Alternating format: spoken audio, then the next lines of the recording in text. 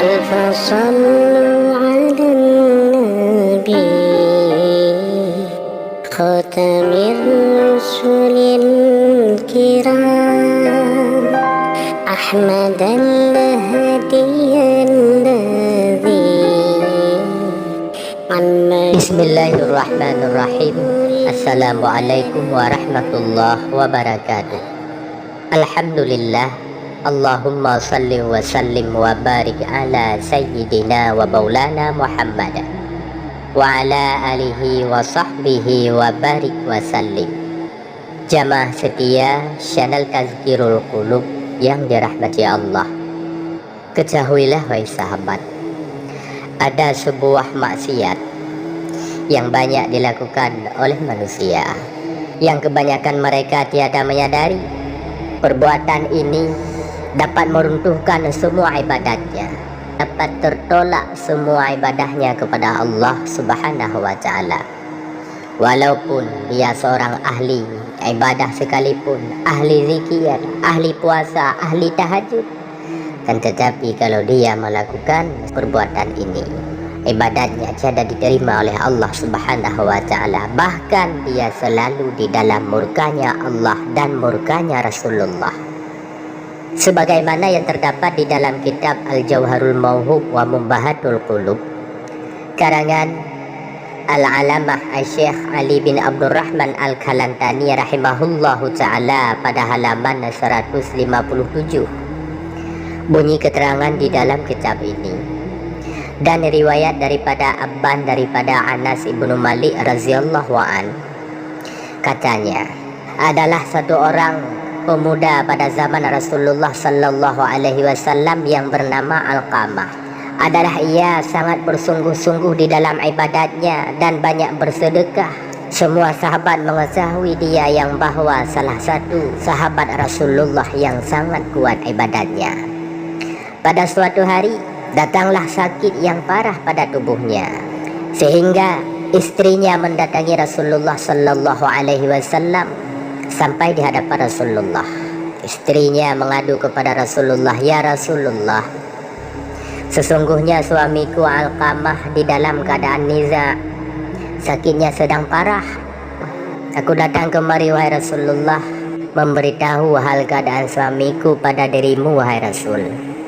Kemudian Rasulullah sallallahu alaihi wasallam menyuruh kepada Bilal, kepada Sayyidina Ali, kepada Salman Al-Farisi, kepada Sayyidina Umar, "Wahai sahabatku, pergi olehmu ke rumah Alqamah, maka lihat keadaannya." Kemudian Sayyidina Ali, Sayyidina Umar, Salman Al-Farisi, Bilal bin Rabah bergegas pergi ke rumah Alqamah di atas perintah Rasulullah sallallahu alaihi wasallam. Sampai para sahabat yang mulia ke rumah Alqamah. Para sahabat melihat keadaan Alqamah seperti orang yang hendak meninggal dunia. Kemudian para sahabat yang mulia mendekati Alqamah lalu mentalkinkan, membisikkan pada telinga Alqamah, "La ilaha illallah." Alqamah tiada menyahut, bahkan lidahnya tiada bergerak. Sahabat yang mulia mengulang kalimat tauhid di telinga Alqamah. Alqamah pun tiada menyahut. Maka pada ketika itu para sahabat yang mulia yakin yang bahwa Alqamah akan jatuh di dalam kebinasaan, akan jatuh di dalam celaka yang amat besar, kerugian yang amat nyata. Sehingga Sayyidina Umar radhiyallahu an menyuruh kepada Bilal bin Rabah mengadu kepada Rasulullah sallallahu alaihi wasallam tentang kabar yang sedang dialami oleh Alqamah. Sampai Bilal bin Rabah kepada Rasulullah, "Ya Rasulullah, kami telah sampai ke rumah Alqamah. Kami lihat Alqamah seperti orang yang hendak meninggal dunia. Di saat kami bisikkan kalimat tauhid la ilaha illallah di telinganya, tapi Alqamah tidak menyahut, bahkan bibir dan lidahnya tidak bergerak." Kemudian Rasulullah sallallahu alaihi wasallam bersabda, "Adakah kedua orang tuanya?"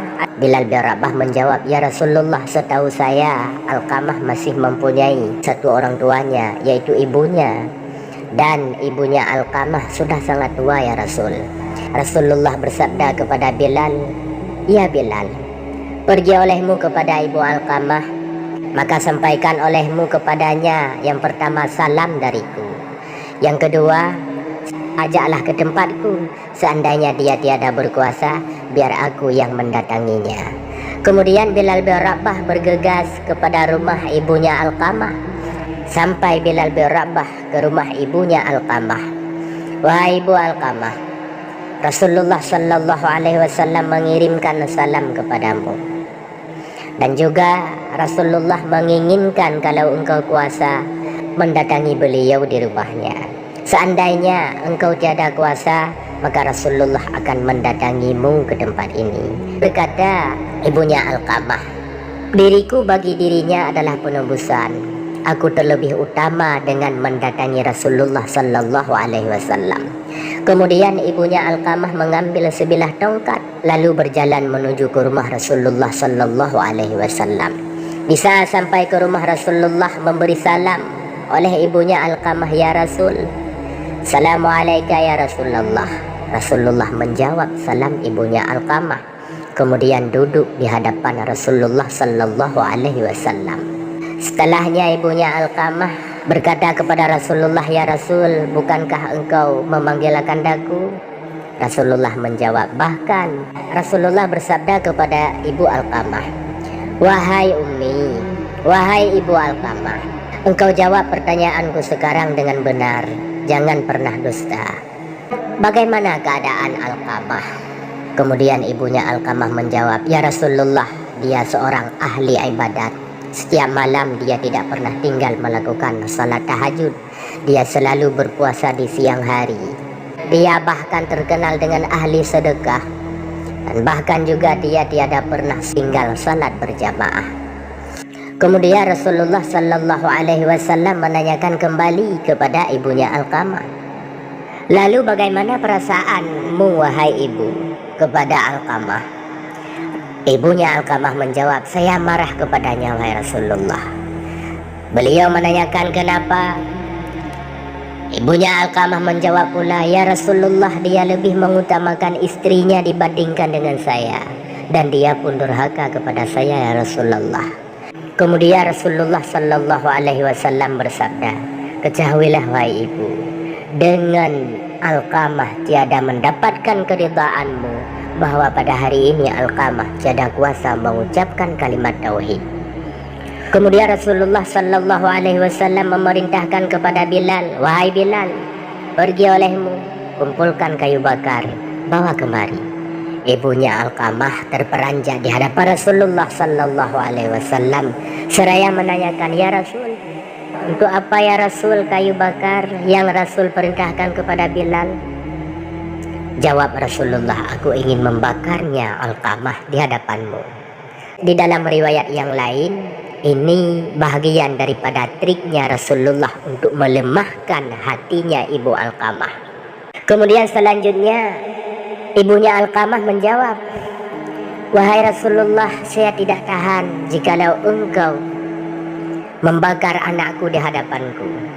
Maka Rasulullah menjawab, sesungguhnya azab Allah lebih pedih, dan dia selalu berada di dalam azab Allah kalau sekiranya engkau tiada meridainya. Jika ingin agar Allah mengampuninya, maka ridhakanlah anakmu Alqamah.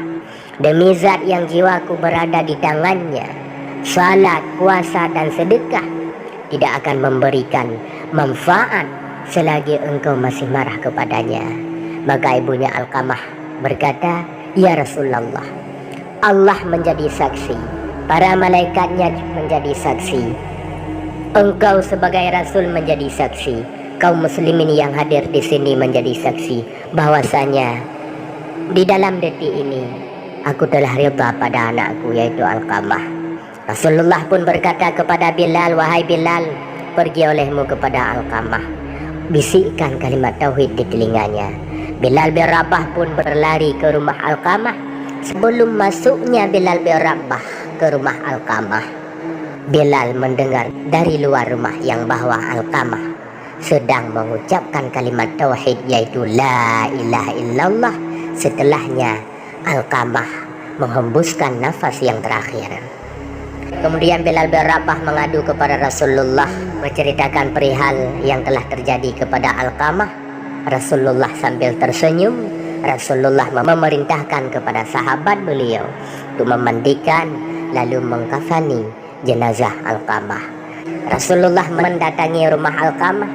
Rasulullah mensalati jenazahnya Alqamah.